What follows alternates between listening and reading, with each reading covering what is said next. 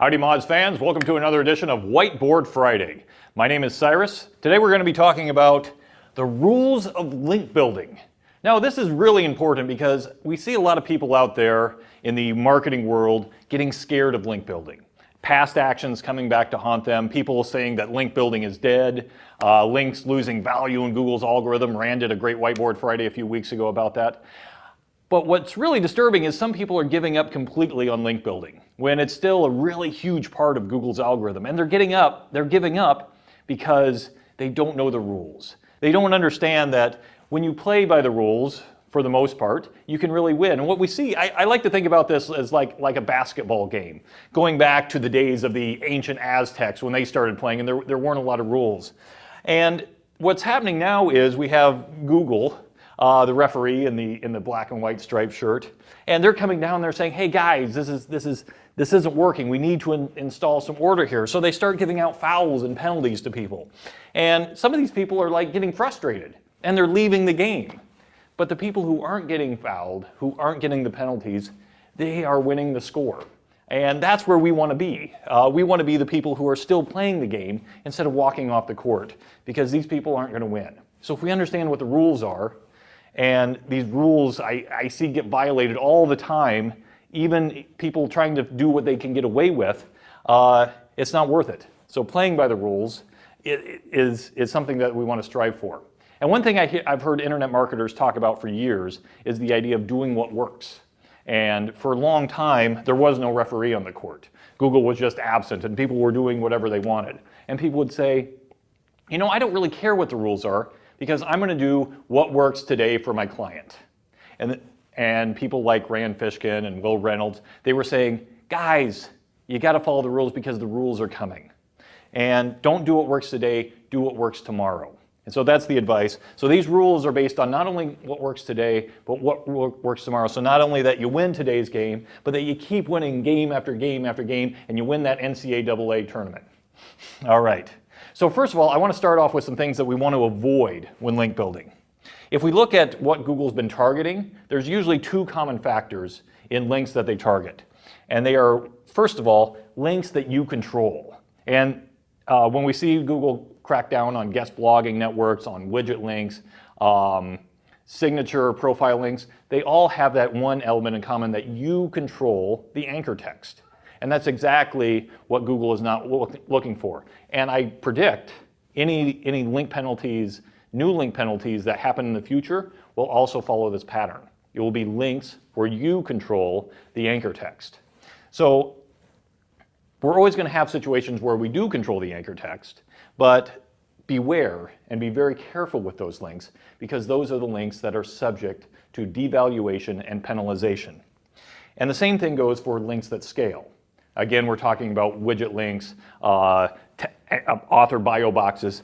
When you combine these two together, those are exactly the kind of links you need to be extra careful with and not scale, not do too much anchor text manipulation, because they will always be subject to those penalties. So one rule that I've been following for years, I got this from Eric Ward, the very famous link builder: never ask for anchor text. When you're doing outreach, when you're talking to other people, when you're guest posting, asking for the anchor text is going to raise a lot of red flags. That's what kills it for you.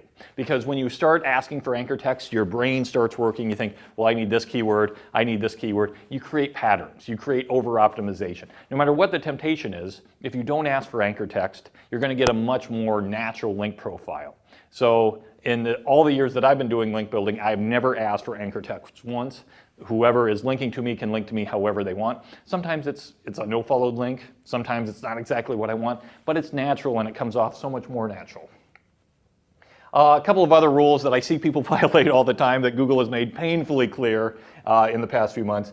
Don't link externally in the footer. Just don't. Not going to go into the reasons. Just don't do that. And by the same token, except for navigation, avoid site-wide links. This is something that we've known for years. If someone links to you externally and site-wide in the sidebar, you know, that's right for penguin-style links. Again, these are best practices. There's always exceptions to the rules, but generally following these rules is going to help you out, even if you have to break them sometimes. On the do side of things, one thing that I want to emphasize is do link building. Don't give up just because Google is imposing these rules and penalizing people. We still need the people who are actively out there building links still have a huge opportunity to win. So don't give up on this as a part of your practice. But one thing I would emphasize doing is shifting from actively building links to more of a focus on distribution. Because the more eyeballs that are on your content, the more of the natural links you're going to earn. That's something we do here at Moz. Huge emphasis on social distribution, distribution through our partners. We just want to get the eyeballs on the content because that's the end goal anyway. And there's a huge correlation between getting eyeballs on good content and link building. It's one of the best kind of link building you can do. It's just getting your content out there on the right eyeballs. Along those same lines, outreach is still okay. Writing those emails, finding those influencers. Our friends at BuzzStream just wrote a really excellent guide on how to do outreach. I'll link to it in the comments below, in the transcript below. Really worth a read. But the idea is along with distribution, you want to get the right eyeballs on your content and so that they have those opportunities to build those natural links that you don't control the anchor text, where it's not scalable. It's a real human being putting a real link in their content and endorsing you. One thing to always keep in mind that when we're looking at links and how we judge them, the value of the link equals the quality of the traffic that it can drive you. Meaning that this is kind of how Google judges links. And it's not necessarily the quantity of the traffic that the link can drive you, but the quality. So if you run a mechanic shop and you want good leads from those links, you'd want other mechanic shops or auto parts stores to link to you. A link from an SEO blog probably doesn't have a lot of value because it's not very relevant. So when you build links, that's one of the golden rules is look at the quality of the traffic that it's going to drive you. And that's going to help you a lot in those relevancy signals that Google is looking at. And finally, in this new age of link building, we need to start embracing the nofollow and not be as scared of it as we have been. Because those links that we are considering no-following probably weren't helping you that much anyway. And so embracing them sort of cuts those signals off that Google doesn't want those to pass page rank. They don't want them to pass anchor text. But keep in mind that even no-followed links, Google still looks at those. We have evidence that Google uses no-followed links for crawling and discovery purposes. And there's some evidence that Google may use no-followed links for signals other than that. Not every link has to pass PageRank or anchor text to be valuable.